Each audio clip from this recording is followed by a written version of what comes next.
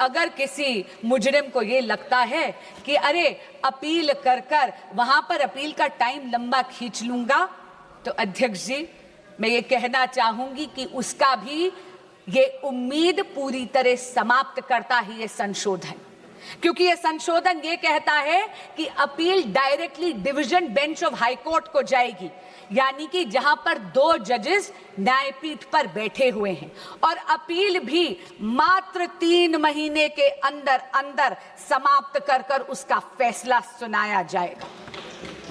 अध्यक्ष जी मैं स्वयं एक वकील हूं, हमें हमेशा एक लीगल मैक्सिम सिखाया गया, justice delayed is justice denied. ये यही आत्मा बन गया है इस संशोधन का, और इसके लिए मैं आदरणीय प्रधानमंत्री श्री नरेंद्र मोदी और एनडीए की सरकार को बधाई देती हूं। स्पीड के साथ साथ ये संशोधन सजा को भी और कठोर करता है।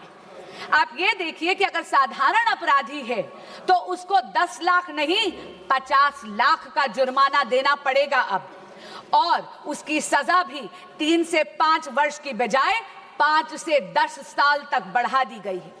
अगर कोई सर्विस प्रोवाइडर इसमें जुर्म करता है तो उसका जुर्माना बढ़ाकर 5 करोड़ रुपए कर दिया गया है, और 8 साल के लिए उसको डीबार कर दिया जाएगा। और यही नहीं, अगर कोई क्रिमिनल ऑर्गेनाइजेशन इसमें है, कोई संगठित अपराध इसमें अगर पाया जाता है तो मिनिमम फाइन 10 करोड़ रुपए कर दिया गया है, और जेल का टर्म 7 से 10 वर्ष कर दिया गया है। And therefore, Speaker Sir, this amendment protects merit, it preserves fairness and safeguards the dreams of India's youth. It provides for expeditious investigation. It provides for time-bound trial procedures while reinforcing institutional accountability across the entire examination ecosystem. This amendment is the product of a responsive governance by a responsible Modi government.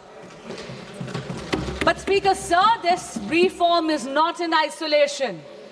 अध्यक्ष जी, प्रधानमंत्री श्री नरेंद्र मोदी जी तो वो नेता हैं जो youth lead development का मूल मंत्र देते हैं विकसित भारत के संकल्प को सिद्ध करने के लिए, और इसीलिए परीक्षा में चर्चा कर कर उन्होंने अपने व्यक्तिगत समय का निवेश करा है इस देश के युवाओं में। उन्होंने तो ये सुनिश्चित करा है कि हमारे देश का बच्चा एग्जाम वॉरियर से एग्जाम वॉरियर बन जाए। पिछले 12 वर्षों में शिक्षा के क्षेत्र में मोदी सरकार के अथक प्रयासों से रिफॉर्म एक्सप्रेस चल रही है। आप देखिए 12 सालों में अध्यक्ष जी, medical colleges and medical seats have doubled, दुगनी हो गई है उनकी संख्या। यही नहीं, आईआईटीज अब 16 के बजाय बढ़कर 23 हो गई हैं। IIMs 13 से बढ़कर 21 हो गई हैं। Functioning AIIMS, all India institute of medical sciences अब 7 नहीं, मोदी सरकार के कार्यकाल में 7 से बढ़कर 20 हो गई हैं। यही नहीं, नंबर ऑफ यूनिवर्सिटीज भारत में मोदी जी के कार्यकाल में 60% से ज्यादा हो गई हैं, बढ़ गई हैं। As far as higher education enrollment statistics are concerned, अध्यक्ष जी 91 लाख एडिशनल स्टूडेंट्स अब हायर एजुकेशन के इंस्टीट्यूट्स में एनरोल करते हैं, जिसमें से 50 लाख महिला स्टूडेंट्स हैं, फीमेल स्टूडेंट्स हैं। और हाँ, एससी स्टूडेंट्स की एनरोलमेंट तो 44% हो गई है। एसटी स्टूडेंट्स की संख्या बढ़कर 65% हो गई है। अध्यक्ष जी, ये विस्तार केवल अफसरों का विस्तार नहीं है, ये सामाजिक न्याय का विस्तार है। लेकिन मोदी सरकार ने रिफॉर्म्स को केवल इंस्टीट्यूशंस तक सीमित नहीं रखा, डिजिटाइज कर कर यह सुनिश्चित कर दिया कि दीक्षा के माध्यम से एजुकेशन हर बच्चे के मोबाइल फोन तक पहुंच जाए। ईट पाठशाला के माध्यम से पूरी की पूरी लाइब्रेरी अब बच्चों की हथेली में है।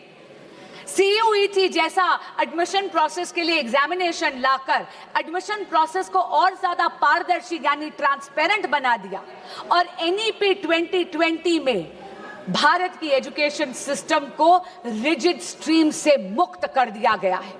यदि कोई स्टूडेंट बायोलॉजी के साथ साथ म्यूजिक पढ़ना चाहता है तो उसको अब अपनी प्रतिभा में किसी एक सब्जेक्ट का चयन करने की जरूरत नहीं है, क्योंकि नरेंद्र मोदी जी ने यह सुनिश्चित कर दिया है कि प्रतिभा ना परिस्थितियों की अधीन होनी चाहिए और ना ही एजुकेशन स्ट्रीम्स की मोहताज। अध्यक्ष जी, जब अफसरों का विस्तार होता है तो उसके साथ साथ उन अफसरों की निष्पक्षता भी सुनिश्चित करनी अनिवार्य है। ये अमेंडमेंट बिल 2026 का यही सुनिश्चित करता है। अध्यक्ष जी, इस सदन में पिछले 2 वर्षों से मैंने देखा है कि बहस तथ्यों पर होनी चाहिए, बहस नैरेटिव पे नहीं होनी चाहिए, बहस प्रमाणों पर होनी चाहिए, बहस पूर्वाग्रह पर नहीं होनी चाहिए।